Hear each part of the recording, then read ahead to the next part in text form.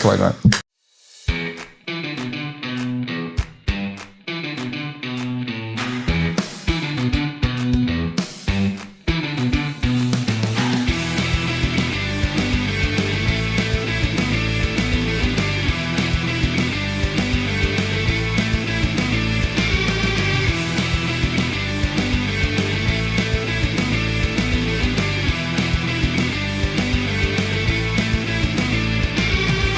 Because Verstappen pitted to take the fastest lap after he was overtaken. Yeah. So Verstappen finished 15 and a half seconds behind Lewis. And I think, and we're turning into a football podcast. Yeah. But Stop trying to bring football on my But podcast. when, and then that pushed Red Bull to a point where they had the tyre come off Webber's car and hit the cameraman.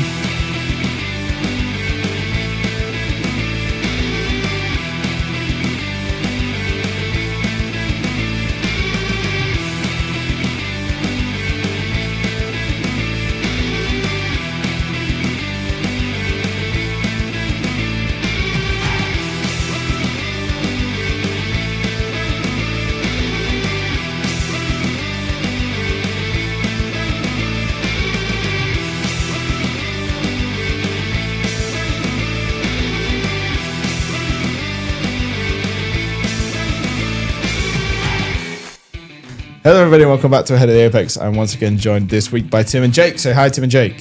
Hi, Tim and Jake. Fantastic. And following on from last week's episode where we were talking about high risk decisions, I asked these two gentlemen next to me to pick a race, any race, from the last 26 years, basically. So from 2000 onwards. And just tell me why that race was good, why it was interesting, what made it interesting, and if we can sort of learn from this about what makes this very interesting and exciting sport that has got thousands of people devoted to it every single day of their lives. So good. We're going to start with Tim. Tim, why don't you tell us which Grand Prix you picked and a bit about it? Yeah, so first of all, I want to just say I think the discussion from last week was really good. And I think actually it was important to start reflecting on actually and look back. And I think, again, we're doing the same thing now to say, okay, a lot of people are rather upset and rather annoyed at the moment. But why? What are we actually comparing to rather than where have we come felt from? Good Yeah. back then and trying to disassociate the nostalgia from, actual actionable, useful things. Yeah. The one that, or the race that I always think back to when I think about this is Spain, Lewis's big chase on Max. Oh, okay. So two reasons. The first one, I actually didn't watch this This is live. 21. Spain 21. I think so. Yes, I think so. And yes, no, it definitely was. So I didn't watch this because I was away. I was traveling. I was in Iceland on a fantastic road trip. So, but all we had was the radio commentary. So I couldn't see any of this. But it was just so exciting because Lewis basically Lewis's team makes a very high risk decision and says, right, we are currently not going to win this race if we just keep running to the end. Let's pit and basically hammer time charge all the way to the end. Yep. And I remember listening to this on the radio and it was so exciting because that gap was just shedding and shedding and shedding and shedding. And there was momentum but it was all charged fundamentally by this will they, won't they pit decision. And I'm sure a lot of people will have heard this. It's one of my favorite videos that's ever come out of F1. They released the radio strategy conversation between Toto and the rest of the strategy team. James Vowles. It was Vowles, yes. And it was, hang on, do we want to do this? And this decision was basically made in half a lap. It was if I remember correctly, it was a target lap time. Could Lewis hit the target lap time? Yeah. Lewis was asked if he could hit the target lap time. He said yes. And they were like, do it then. go. Yeah. So it was a very, very fast decision, which I think was very important, especially because you're chasing. And it came down to, if you hit said target lap time, you will catch him on the final lap. Yeah. Like halfway through the final lap. Yeah. So you basically have one overtaking opportunity. To me, that encompasses exciting racing. It's not because they were switching or they were overtaking a lot. And this is the other reason I wanted to highlight this one in particular, because we've heard so much, especially this year, that overtaking is the metric. And we've spoken about that a few weeks ago. Overtaking is the metric which equals good/bad racing. Yeah. And that was an instance where there was no overtaking. The exciting part happened with no overtakes. Yeah. But one key overtake. there was one, right? Yeah. But the overtake, even if he didn't overtake him, I think it would have still been incredibly exciting and incredibly memorable. And that took over, a third of the race, a quarter of the race in the end. Yeah, so I'm just looking at it. I don't know if you've got the numbers in front of you, but it was said that Lewis pitted on lap 43 of 66. Right, yeah. So the last He quarter. had spent 10 laps in Verstappen's DRS, and then they decided to pit. Which is wild, right? That in of itself to say you were within a second for 10 laps and then you're going to go, nah, screw it. I'm going to put some tyres on. Do 20-second pit penalty. Yeah. And then go out again. And then go bang. I mean, that is so cool. So he had 22 laps. And I agree with you, actually, because I remember this race. Yeah. The thing that's interesting is when you look back at just the result, because Verstappen pitted to take the fastest lap Yeah. after he was overtaken. Yeah. So Verstappen finished 15 and a half seconds behind Yeah. Lewis. Yeah. Yeah. You look at that result and you go, Ugh. what do you mean it was a good race, Tim? Like Lewis won by 15 Lewis just seconds. dominated that. Yeah. And Verstappen was 10 seconds ahead of Bottas, who was a further 26 seconds ahead of Leclerc. What do Yeah. you mean that was a good race? But yes, yeah, But it wasn't. And again, that was sort of a key moment in it. And that's the bit that came out. But I often go back to this idea of how do you define a good race? And is a good race because there was lots of overtaking, or was it because there was a bit of drama? For me, I think there is something that you will remember. Even if it was, Häkkinen's crazy overtake in Spa when they split the back marker, right? That was a good race because of that moment. It doesn't need to be this fantastic entire 2 hour, just everyone's knocking 6 bells and it's fantastic. It's something has to happen. And again, both of those examples come down to a high risk decision that was made very, very quickly, and I think it's that playing off of risk versus reward. And that's the exciting part. And that ultimately to me is why currently this regulation set feels dead, because there is no risk at all in just golden mushrooming around the side down a straight. Yeah. There's no risk in that. And that's a shame. Also, I mean, I think a lot of the F1 skeptics, which we know there are a lot out there, and we are in a bit of an echo chamber here, but will often say, look, it's kind of boring.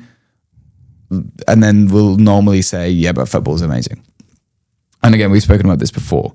But my point is always, most of a football match is boring as well. But you have these really key, exciting moments. Right. And some of it might be 15 minutes of play where one team is pretty dominant and then really knocking on the door to score a goal. I'd argue that has a massive parallel to Lewis's chase.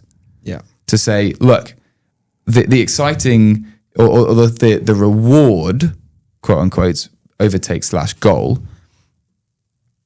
that wasn't the exciting bit. It was the build up to that, and it was the passage of play or sport that led up to it. Yeah. That was exciting.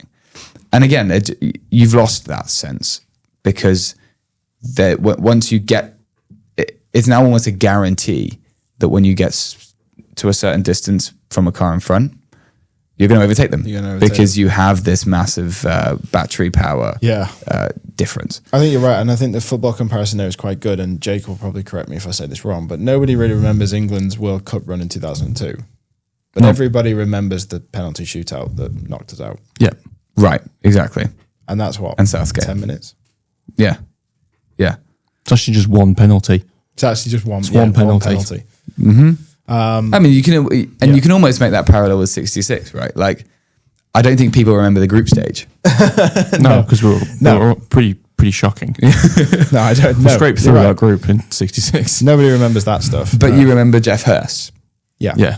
It's all over now, right? And Charlton. And exactly. yeah. And then, so I think I love that example, especially in the context of this season, because it actually represents the total antithesis of the direction that they chose to move in. And they said, what a sentence. Let's focus on the overtake rather than the battle or the build up. Yeah. And that, I think, is where they went wrong. And I think that is what racing is. I don't think racing is the overtake. Racing is getting up to that point. And equally, and the last kind of real point I want to make on this is, I'm sure us in here, everyone listening, will have gone karting before. Probably. Right? Yeah. And I think, at least for me, the most exciting part of karting is not going past someone.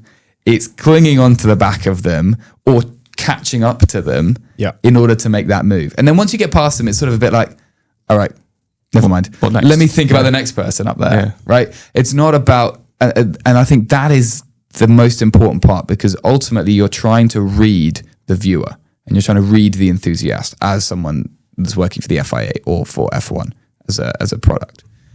And I think they've misread it, because I think they've gone, yeah, but it's when the person goes past. It's like, no, it's not. It's not. It's getting up to that point that is really exciting. And I think if you go to any karting track in the country, in the world, I'm pretty sure that would be the overriding sentiment. Oh, 100%. And I think it's a shame that they've not done that. And they've just gone, yeah, but look, we can post more clips of Overtake of the Month. Yeah, I think a lot of the decisions with this new regulations that they've actually made isn't really about, the sport, the fans, or anything else. I think it's purely based on, if we put a video out, we get sponsor money. It feels the Coachella-fication. Yeah. It doesn't feel like they're doing it for, us and everyone watching. It feels like they're doing it for clips, for views, for clip farming, attention and money, rather than the actual health of the sport. Yeah. It's kind of the same thing that football's been doing over the last sort of five-ish years, where rather than focusing on the fans of what makes a match, what makes a football event, what makes Formula One, any sport really, they've kind of just gone, yeah, but this company's giving us £1 billion to do this thing. Let's go with that, rather than the health of the sport and what makes it sport entertaining. And I think, and we're turning into a football podcast, but stop trying to bring football on my podcast. But when this European Super League proposals came up and everyone collectively lost their mind, that was a really important moment. Yes, because and I'll be balanced about this. I think you could see the argument of why it would be a good thing. Everyone loves the Champions League. Everyone likes these high stakes, competitive matches with the best teams in Europe. You could see that argument, and then they sort of half done that with the change in the format to the Champions League. But actually, it was the fans and it was the grassroots level mainly that really turned around and said, "No, this is a removal and a distancing from actually the fundamental key value that this sport brings." And I think that, unfortunately, because there isn't such a grassroots movement within motorsport and with karting, for example, because there's already quite a high barrier to get there. Yeah, it's an expensive thing to get into. You kind of can't just, we can't go to a go-karting track and be like, oh yeah, now we're in the go-karting competition championship. Yeah. And we have a voice within the sport. You can't. But Mr. Moneybags. But I think it then turns around to say, you couldn't revolt. You couldn't reject that change in the same way that it happened with football. And I think that was a really important moment, actually, where people said, no, I'm going to campaign against this because I feel like I'm losing why it's important to me. Yeah. And I think in F1, we have to do that retrospectively and then say, oh, that's already happened. Yeah, that decision process is just so removed from your average fan that there's no possible way you can engage we're not really involved in that key decision for regulations. Exactly. So what makes the sport entertaining? Yeah. And again, Trisha's going to hate me, but unlike football was created by working men's clubs and cricket clubs to keep the players fit. Formula One has always been a rich, it's high been an cost, elite enthusiast. Trying to bring football on my podcast constantly. Just because you mentioned a point there about what we've lost, let me tell you about my race. Go. Because my race is the last year before we lost something very special, which was the V8s. I know, never forget. Cast your mind back to 2013. Little baby Tim. Well, little tiny Tim. In my opinion, the peak of F1 before it reached the hybrids, we still had the V8s, we had the complex era, we had lots of tech, we had lots of, let's call them legendary drivers to us because they are the drivers we grew up watching. But you also had the Pirelli tires and a lot of the knockout formats that we have now. So there's a lot of things that we still have from this time, but there's a lot of things that have just completely gone. Specifically, the German Grand Prix that year from the Nürburgring, the week after the infamous British Grand Prix tire explosion stuff. So Pirelli patched the tires with a Kevlar belt to make them last, and then they were introducing new regs from Hungary the week after. The thing that makes the race special about this is if you look at it on paper, Hamilton took pole, Vettel, Webber. Okay. Whoa. Mercedes, 2 Red Bulls in a year where Vettel won 9 out of the last 10 races or something. Kimi and Grosjean next, and then the Ferraris a bit further down the order with Ricciardo somewhere in the middle. The McLarens a little bit further back than that. And again, you look at the race start, both Red Bulls jump Hamilton, Ricciardo jumps the Ferraris, Massa DNFs. 3-stop race, which was cool because the tires were pretty rubbish. But what you have, so you have a lot of these overtakes because somebody's got better tires. Fine, ignore those. What you do have is the Lotus cars of Kimi and Grosjean were able to look after the tires for longer, so they were able to extend at the start. So they pushed Red Bull further than anybody else. The Merc had poor tire wear, so Lewis dropped, right? It was really great in quali, but it dropped. Where the Red Bulls were somewhere in the middle. And then that pushed Red Bull to a point where they had the tire come off Webber's car and hit the cameraman. So a little bit of drama. Then we had a safety car because this was the year when they had 22 car backmarker, and the backmarkers were 6 cars and they were terrible. So Jules Bianchi's Marussia retired with an engine failure. Rest and in then peace. Rolled down the hill across the track. So they brought the safety car out. This allowed Webber back onto the lead lap because they wheeled him back, put a wheel back on, and then sent him on his way. So now you've got a couple of things. You've got Vettel and Raikkonen and Grosjean at the front battling it out. You've got Alonso charging through because the Ferrari was much better on the other compounder tyres. So he's in 4th, charging after them 3. And you've also got Webber in the race-leading car charging through the field in the last sort of half of the race.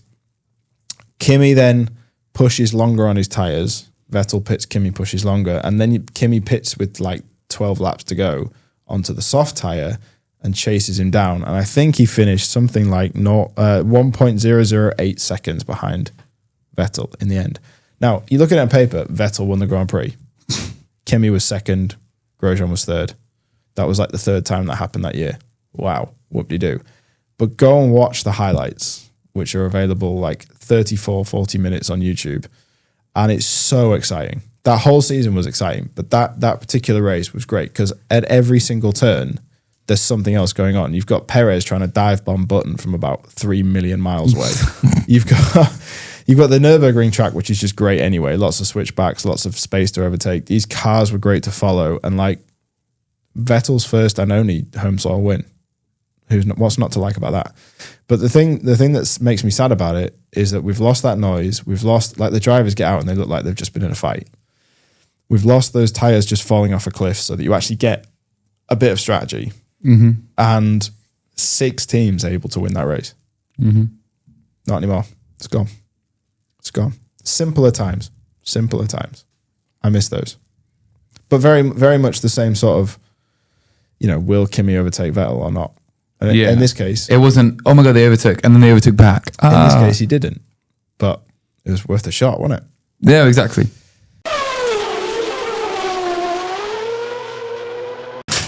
Tell me about your race. Well, there's a long period of F1 races to look through. It's not like we've been watching it for like 5 years. It's 20 plus years of time. A few races popped into mind when I read through. A few from 06. Hungary 06 was a big one for me. Indianapolis 06. Yeah. But I think thinking about the greatest race I've watched, I think I'm going to go for 2011 Canada. Okay, sure. When it was a rain-affected race, lots of chaos throughout. Yep. One mistake decided the race. Yep. Crucial mistake. Tight corner. Yeah. I think he was the championship leader at that point. Made an error. World champion as well. Let Jensen through. Yeah. It's kind of similar to what you and Tim both kind of suggested, where it's two drivers against each other. A bit of jeopardy. In Tim's instance, the jeopardy was all about will Lewis catch him? Yeah. He did.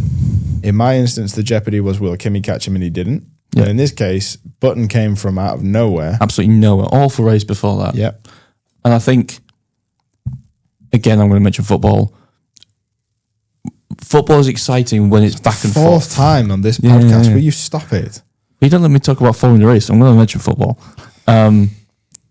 Football is enjoyable because it's back and forth. That's when when it's playing safe, passing around the back, and then side passes. That's just boring, and that's what football is right now for a lot of teams.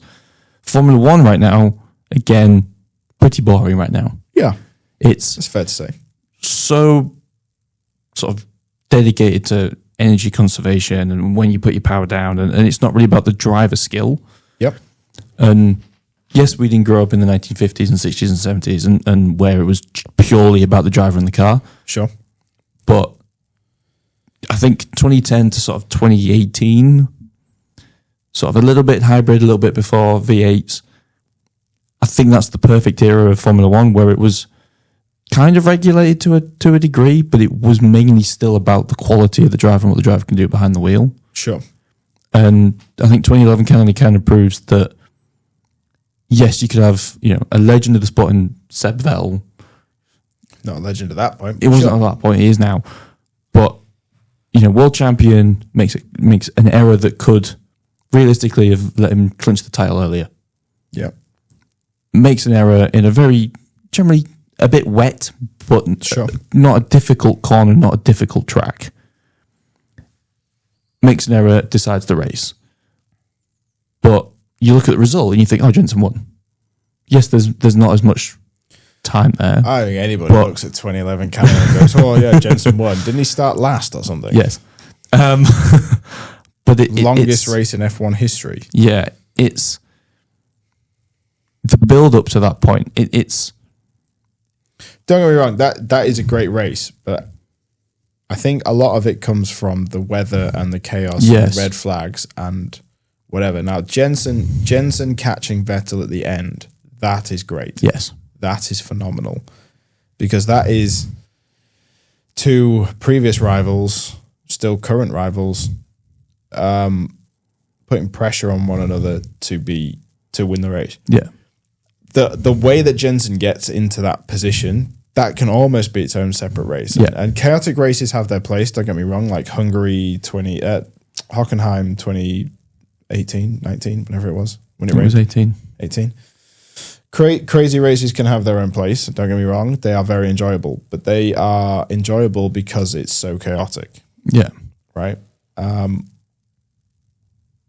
But yes, those last sort of 10, 20 laps where Jensen's catching and it looks like almost from the last red flag, you can see, oh yeah, okay, that race. Yeah. Yeah, I agree with you on that. Yeah. It's part of the enjoyment of F1 for me at least, it isn't overtaking, it isn't the pit stops, it isn't, the qualifying or the practice. It's the wheel-to-wheel battles that happen during the race. Yep. And over the last sort of few years, we've still had it. We've had it. There's no doubt, with Max and Lando and Max and Lando never had it because Lando never overtook Max on track. Individually, not together. We've had wheel-to-wheel battles, but we haven't had the Michael level of wheel-to-wheel battles. We haven't had the Seb level of wheel-to-wheel battles. We haven't had that close. One little mistake and both are in the wall because they've just played it safe. Yeah, we've not had that since Max and Lewis. Let's be honest. The risk has kind of vanished to a degree. It's not there. I don't want to be like the sportsmanship has gone down, but the quality of the sport has definitely lessened. Yeah, because I think people are especially teams, are not really looking at the race and the quality of the racing. They're looking at the end result at the end of the season of the money that comes in the pocket. Sure. And the drivers are thinking, I can get up the title, I can get up the constructors, the drivers, if I play it safe. Yeah. Rather than, I can risk it for another position. And, I can have a pit stop here, I can do this, I can do that to not only improve my own standing in the sport and championship, but it would make it entertaining for the viewers. It's, I need to play it safe because points. Sure. I can see that.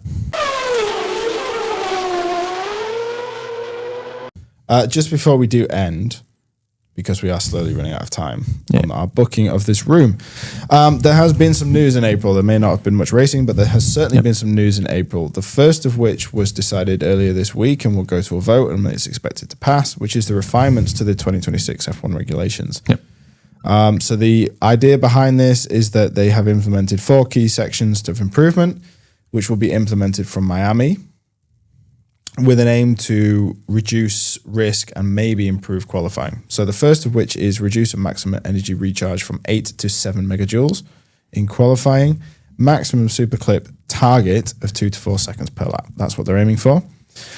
Peak superclip increased to 350 from 250 kilowatts, reducing time spent superclipping. Also applied in race conditions, and the number of events where they may try different lower energy limits has been increased from 8 to 12. The race maximum boost capped at 150 kilowatts or the car's current power level if higher, limiting sudden differentials. MGUK deployment is maintained at 350 kilowatts in key zones, limited to 250 kilowatts in other parts. All of that designed to reduce closing speeds. Race starts, which is something they will try in Miami but not implement in Miami, will be implemented in Canada if successful in Miami. There is a break in between. There is a break. So lower power start detection, which is capable of identifying abnormally low acceleration and engaging MGUK deployment to ensure minimum level of acceleration without introducing sporting advantage. So they're very clear on that. Whatever this system will be, it will not be more advantage. It will not be a bigger advantage than those who start normally. Yeah. Mercedes qualifying trick has also gone. Reset energy counter at the start of the formation lap to correct a previously identified system inconsistency. That's quite funny to me because that says we wrote the software wrong. Yeah, you'd think, bearing in mind that they created these regs, 3 years ago? We wrote the software wrong. They should have probably realised that. In wet weather conditions, which we haven't had yet, thankfully, they have increased the tyre temperature of the blankets for the intermediates, and they have reduced the max ERS deployment to limit torque in low conditions. Yeah. They have also simplified the light system on the back of the cars to give a clear and more consistent cue to approaching drivers. Good. Yep. I'm happy with all of that. I don't think it helps. I think it's still a plaster on an open, gushing wound, but at least they're doing something. I think the choice is to make it safer following someone or chasing someone. I think that's definitely a good move. It was needed after, was it Behrman? I think Behrman and Colapinto, I think that was needed. Yep. Have absolutely no idea what the energy change is going to do for the actual car because that kind of stuff hasn't been fully explained to how it all functions as a super clipping. Yeah. And I kind of agree. Yeah, it is a plaster on a gushing wound.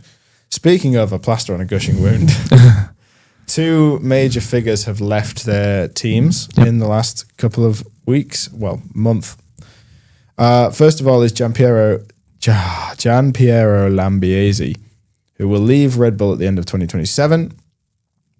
He is going to be part of the senior leadership team at McLaren alongside Andrea Stella. His official title will be Chief Racing Officer, which supports Stella, although rumours suggest that it's to replace Stella. In the future, GP has been Max's engineer since 2016, where he moved from Force India. Aston Martin were after him, but they're after anybody right now to fix that sinking ship. Yep. It marks another key figure from Red Bull in the last 2 to 3 years. It's nearly all of them. Horner, Marco, Wheatley, Skinner, Newey, and Kohler, Verstappen's chief mechanic. So what does it mean for Verstappen? Well, anything. It could mean absolutely anything. That interview where he's like, I stop when he stops, keeps going round. But to be honest, I don't know. I don't know, and I don't want to speculate about what Max Verstappen's going to do because he might just surprise us all and go and win the championship this year. It has, however, prompted something which we will do on this channel, which is a downfall of Red Bull special, which is coming on those departures and how the team has to restructure and rebuild from where it is now. Very similar to McLaren in the mid-2010s. The other one was obviously just announced before the Japanese Grand Prix, which is Wheatley to Aston Martin, or perhaps Wheatley to Aston Martin. All we know so far is that Jonathan Wheatley has left Audi with immediate effect. He's been team principal there since joining in 2025. Yet to be announced, but heavily rumoured he will be at Aston Martin to replace Newey.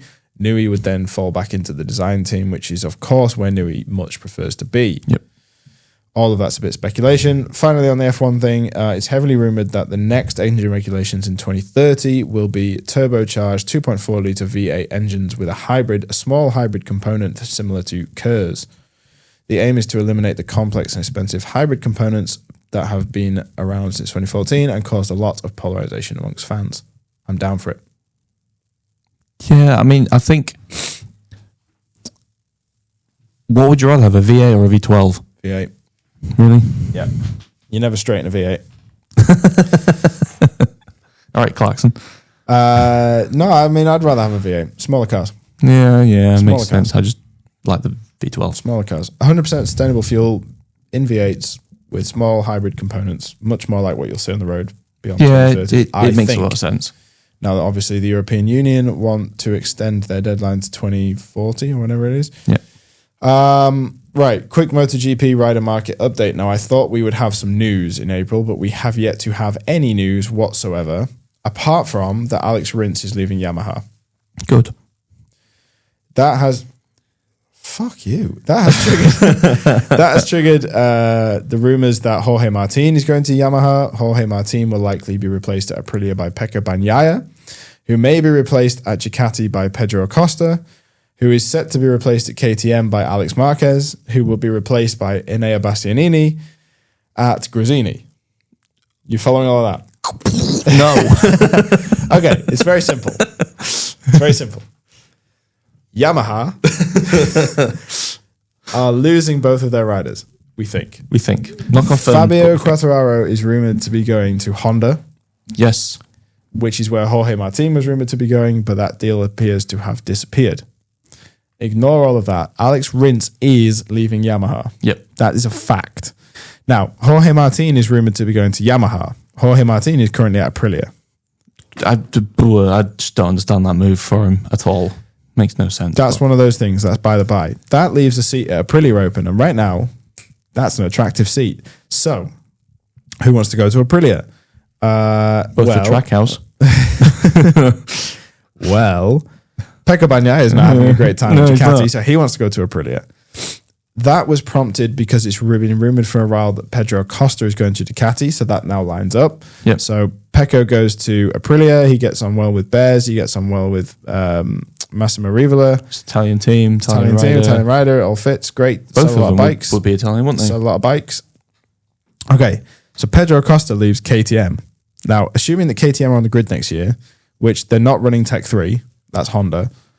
Yep. So, assuming KTM is still on the grid next year, that leaves a seat open at KTM, the factory KTM team. Alex Marquez, he wants himself a factory ride because Gresini, I believe, are going to be KTM anyway. Is that right? I think so. I think it's either confirmed or rumored. Yeah. I think that's what I've heard. So Alex Marquez if he's going to be in a KTM, he's like, I want to be in a factory team anyway. So he's rumored to be replacing Acosta. That seems like a pretty no-brainer. Yep. And then since Tech 3 are going to be Honda and Grazzini are likely to be KTM, KTM want to move Enea Bastianini, who's at Tech 3, over to Grazzini. That's the chain. Because he is a KTM rider, not a Tech 3 rider. That's the chain. So you bring over a KTM rider to your new satellite team, and he brings the knowledge with him. Yeah. That's the dream. I mean, he hasn't been doing great, but yeah. Shut your mouth. He's been doing just fine. Don't you worry, Enea. That's all I have for the news. Yeah, some of them just don't make any sense. You don't make any sense. If the quality of the bikes and the speed of the bikes and everything stays the same for next year, which we can't guarantee. It won't. Massive regulation change. Yeah. It'd be interesting to see where the performance of everyone lies. If Yamaha is still slow. I think I'd much rather be on a slow bike this year that could be a quick bike next year than a quick bike this year that's unlikely to be a quick bike next year. Yeah, the issue... I said this to you about McLaren last year, and now look where we are. Yeah, third fastest isn't awful. It's... You're doing math. I count at least 4 in front of you. The fastest team. Yeah, it does feel a little bit like a people throwing like beanbags at each other with drivers. It just sort of... Nah, it's good. It's going to be good. Obviously, it should be good and it should be competitive. Oh, come on. Acosta and Marquez at Ducati? Yes, please. Give me some of that. Yeah, I mean, it's going to be an insane lineup, that one, if they're still as fast as they are now. Are you going to support Ducati? Come to the dark side, Luke. It's a fucking Italian team, though. Together we can roll my new empire. What if Lando goes to Ferrari? Oh no. What will your little brain do? Oh no. I'll go watch Formula E again. Oh no. Oh no. Come to the dark side. I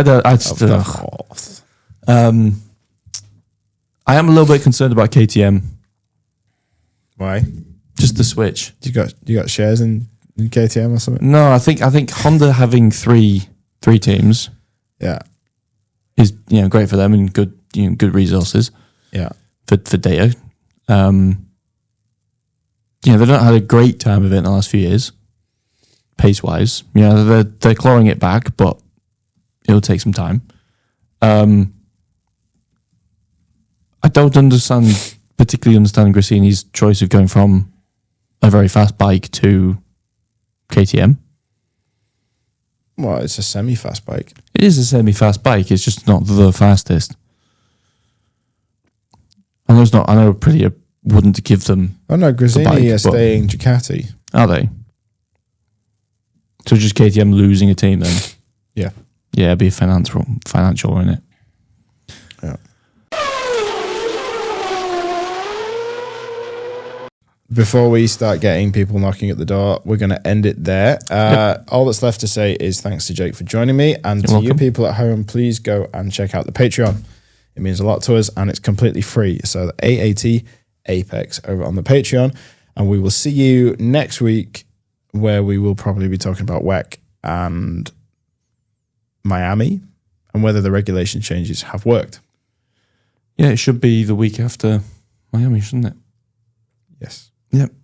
9th of May, I think, Yep. is when we're recording. Yep. Right. We will see you next time. Peace.